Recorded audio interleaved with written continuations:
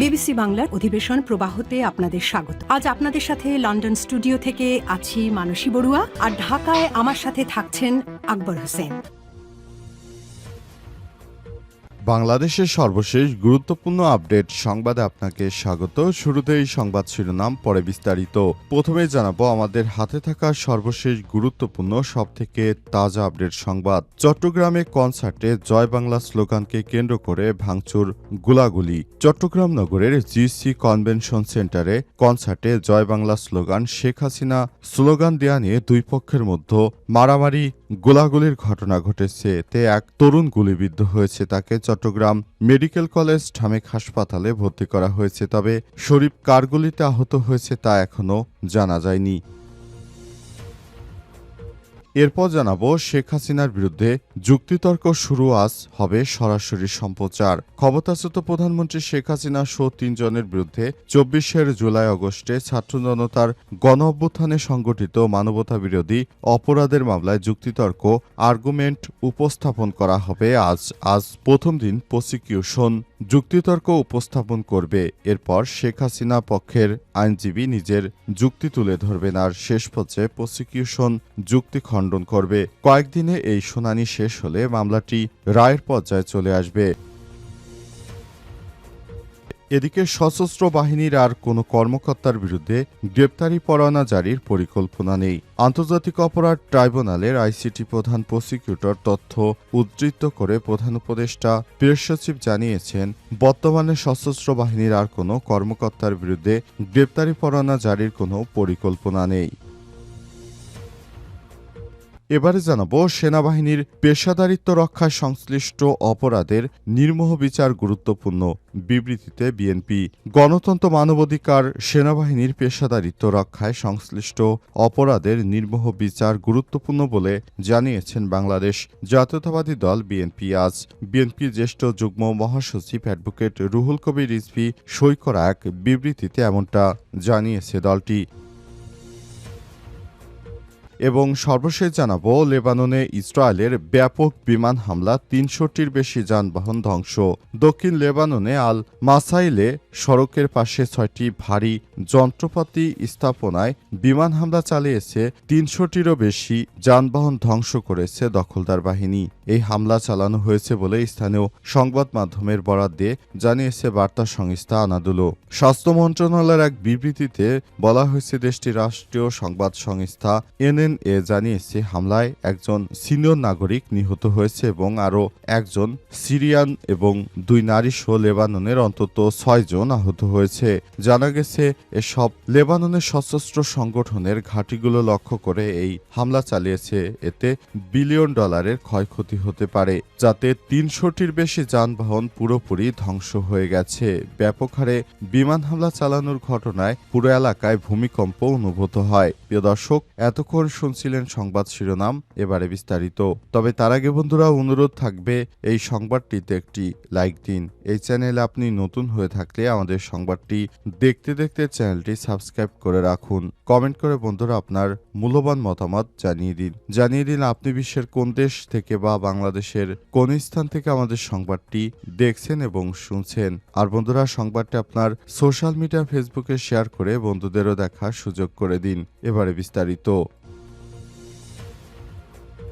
চট্টগ্রামে কনসার্টে জয় বাংলা স্লোগানকে কেন্দ্র করে ভাঙচুর, গোলাগুলি। চট্টগ্রাম নগরের জিইসি কনভেনশন সেন্টারে কনসার্টে জয় বাংলা শেখ হাসিনা স্লোগান দিয়ে দুই পক্ষের মধ্যে মারামারি ও গোলাগুলির ঘটনা ঘটেছে। এতে মোহাম্মদ শরীফ 23 নামের এক তরুণ গুলিবিদ্ধ হয়েছেন। তাকে চট্টগ্রাম মেডিকেল কলেজ ঢামেক হাসপাতালে ভর্তি করা হয়েছে। তবে শরীফ তার বক্তব্যে জানিয়েছে, তিনি কার গুলিতে আহত হয়েছেন তা নিশ্চিত হওয়া যায়নি।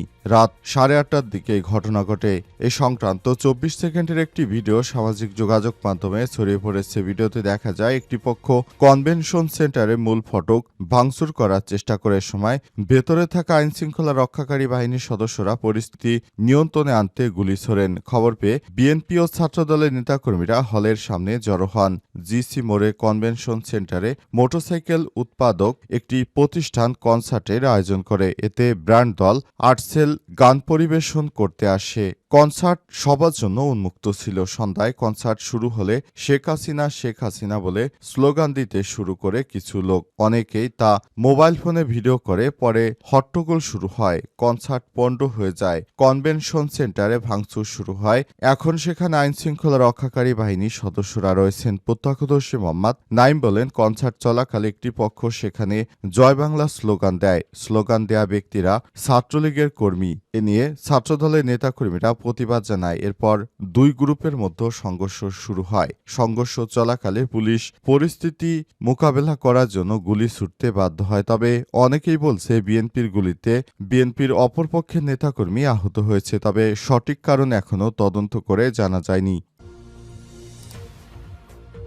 শেখ হাসিনার বিরুদ্ধে যুক্তিতর্ক শুরু, আজ হবে সরাসরি সম্প্রচার। ক্ষমতাচ্যুত প্রধানমন্ত্রী শেখ হাসিনা সহ ৩ জনের বিরুদ্ধে ২৪ জুলাই আগস্টে ছাত্র জনতার গণ অভ্যুত্থান সংগঠিত মানবতাবিরোধী অপরাধের মামলায় যুক্তিতর্ক উপস্থাপন করা হয়েছে। আজ প্রথম দিনে প্রসিকিউশনের যুক্তিতর্ক উপস্থাপন করে। এরপর শেখ হাসিনার পক্ষের আইনজীবী নিজেদের যুক্তি তুলে ধরেন, আর শেষ পর্যায়ে প্রসিকিউশন যুক্তি খণ্ডন করবে। কয়েকদিনে এই শুনানি শেষ হলে মামলাটি রায়ের পর্যায়ে চলে যাবে। প্রসিকিউশনের যুক্তিতর্ক আজ সরাসরি সম্প্রচারিত হবে।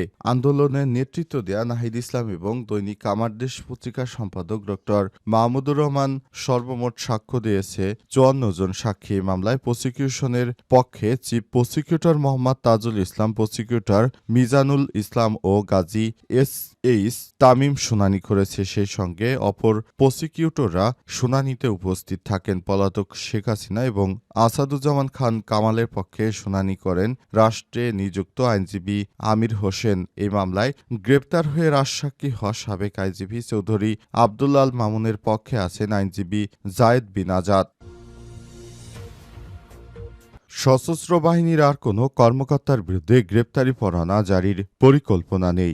আন্তর্জাতিক অপরাধ ট্রাইব্যুনাল আইসিটিতে প্রধান প্রসিকিউটরের তথ্য উদ্ধৃত করে প্রধান উপদেষ্টার প্রেস সচিব শফিকুল আলম জানিয়েছেন, বর্তমানে সশস্ত্র বাহিনীর আর কোনো কর্মকর্তার বিরুদ্ধে গ্রেপ্তারি পরোয়ানার জারির কোনো পরিকল্পনা নেই। বাসসকে প্রেস সচিব বলেন, আমরা আইসিটির প্রধান প্রসিকিউটরের দপ্তর থেকে জানতে পেরেছি যে এই মুহূর্তে সশস্ত্র বাহিনীর আর কোনো কর্মকর্তার বিরুদ্ধে গ্রেপ্তারি পরোয়ানা জারির কোনো পরিকল্পনা নেই। শতাধিক সেনা কর্মকর্তার বিরুদ্ধে গ্রেপ্তারি পরোয়ানা জারি হতে যাচ্ছে। সামাজিক যোগাযোগ মাধ্যমে ছড়িয়ে পড়া এমন দাবি প্রত্যাখ্যান করে শফিকুল আলম আরও বলেছেন, এই খবর সম্পূর্ণ ভিত্তিহীন। তিনি জনগণকে এসব বিভ্রান্তিকর তথ্য বিশ্বাস না করার আহ্বান জানিয়েছেন।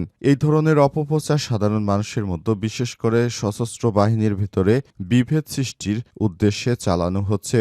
শফিকুল আলম আরও বলেন, আগামী বছরের ফেব্রুয়ারি প্রথমার্ধে অনুষ্ঠিত জাতীয় নির্বাচনের আগে দেশকে অস্থিতিশীল করার লক্ষ্যে এসব গুজব ছড়ানো হচ্ছে। প্রেস সচিব আরও জানান, সেনা গোয়েন্দা সংস্থা ডিরেক্টরেট জেনারেল এবং ফোর্স অব ইন্টেলিজেন্স ডিজিএফআই বিলুপ্ত করার কোনো পরিকল্পনা সরকারের নেই। সংস্থাটি সীমান্তবর্তী এবং বহির্নির্দেশ্য গোয়েন্দা সংস্থা কার্যক্রম আরও জোরদার করতে সংস্কার পদক্ষেপ বিবেচনা করা হচ্ছে। সেনাবাহিনীর পেশাদারিত্ব রক্ষায় সংশ্লিষ্ট অপরাধের নির্মোহ বিচার গুরুত্বপূর্ণ, বিএনপির বিবৃতি। গণতন্ত্র, মানবাধিকার, সেনাবাহিনীর পেশাদারিত্ব রক্ষাসহ বিভিন্নভাবে সেনাবাহিনীকে কলঙ্কমুক্ত করার জন্য সব ধরনের অপরাধের বিচার খুবই গুরুত্বপূর্ণ বলে মনে করে বিএনপির পক্ষ থেকে এক বিবৃতিতে সব তথ্য জানানো হয়েছে। বিবৃতিতে বলা হয়েছে, যারা শেখ হাসিনার সময়, বিগত ফ্যাসিস্ট সরকারের সময় বাংলাদেশে সেনাবাহিনীর মাধ্যমে বিভিন্ন অপরাধ সংগঠিত করেছে, সব সেনা কর্মকর্তাদেরকে অবশ্যই বিচারের আওতায় নিয়ে আসতে হবে। অন্তর্বর্তীকালীন সরকারের প্রধান উপদেষ্টা প্রফেসর ডক্টর মোহাম্মদ ইউনূসের সরকার সেই প্রক্রিয়ায় এগিয়ে যাচ্ছে। তিনি বাংলাদেশের অন্তর্বর্তীকালীন সরকারের প্রধান উপদেষ্টা হিসেবে দায়িত্ব গ্রহণের পর বিভিন্নভাবে অনেকেই মনে করেছিল সেনা কর্মকর্তারা হয়তো বেঁচে যাবে, কিন্তু শেষ পর্যন্ত সেনা কর্মকর্তারা ফেঁসে গেল। যারা আওয়ামী লীগের সঙ্গে জড়িত ছিল এমন ২৫ জন সেনা কর্মকর্তাকে গ্রেপ্তারের নির্দেশ দিয়েছে আন্তর্জাতিক অপরাধ ট্রাইব্যুনাল। ইতিমধ্যেই অন্তত ৯ জন সহ ১৫ জনকে আটক করেছে সেনাবাহিনীর সদর দপ্তর। এ অবস্থায় সেনাবাহিনীর পক্ষ থেকে বলা বলা হয়েছে সেনাবাহিনী সবসময় ন্যায় বিচারের পক্ষে। যারা অপরাধের সঙ্গে যুক্ত, তারা শেখ হাসিনার সঙ্গে যুক্ত ছিল, তারা সেনাবাহিনী থেকে বাইরে গিয়ে যখন ডিজিএফআই কিংবা র্যাবের বিভিন্ন ঊর্ধ্বতন কর্মকর্তা হিসেবে চাকরি করেছেন, তখন তারা মূলত এই ধরনের অপরাধের গুম খুনের সঙ্গে জড়িত হয়ে পড়ে। তবে বাংলাদেশ সেনাবাহিনী কখনো এই ধরনের অপরাধের সঙ্গে যুক্ত নয়।